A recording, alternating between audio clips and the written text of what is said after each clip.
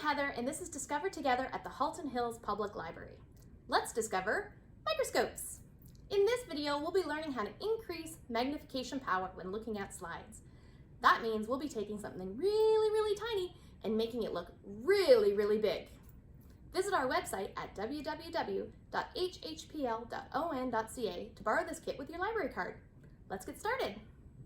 Once you are able to see the sample clearly on the lowest magnifying power, you can work your way up to get an even closer view of the sample. It's always best to start with the lowest power before moving on to a higher strength. Change the magnifying strength by rotating the lens turret until you hear a click. On the front of the microscope, the turret will tell you what strength you are on, low, medium, or high. The lowest magnifying power lens is the smallest. The medium lens is medium power, and the longest lens, or the tallest lens, is the highest magnifying power.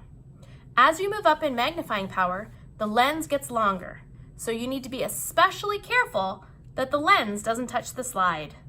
This could break the lens or the glass slide.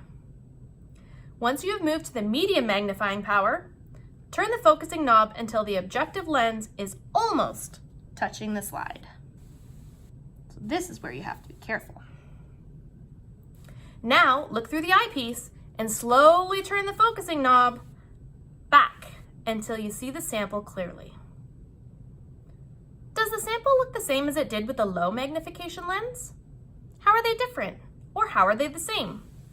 Draw a picture of what the sample looks like under the low and medium strength lenses.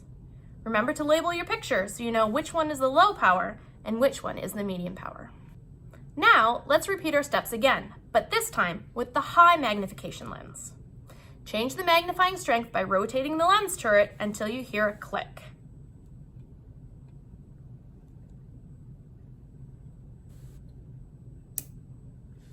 Remember, you can read which magnification strength lens you have on the front of the turret. In this case, it now tells me that it's high. The highest magnification lens is the longest lens, so this one you need to be especially careful with. Turn the focusing knob until the objective lens is almost touching the slide.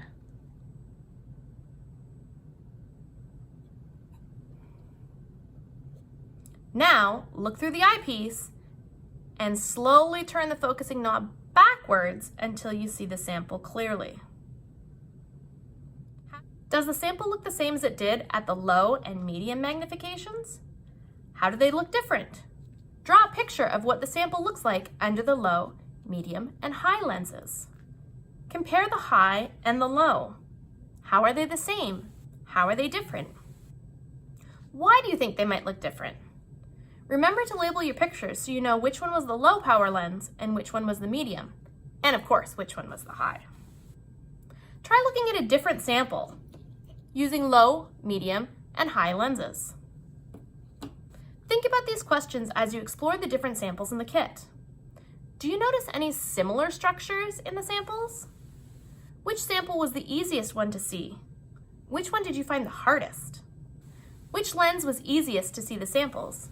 And which lens was the hardest to see the samples? Why do you think there might be a difference? Thanks for watching. Are you ready to discover something new? Go to www.hhpl.on.ca and search Discover Together to put one on hold. And don't forget your library card. Bye!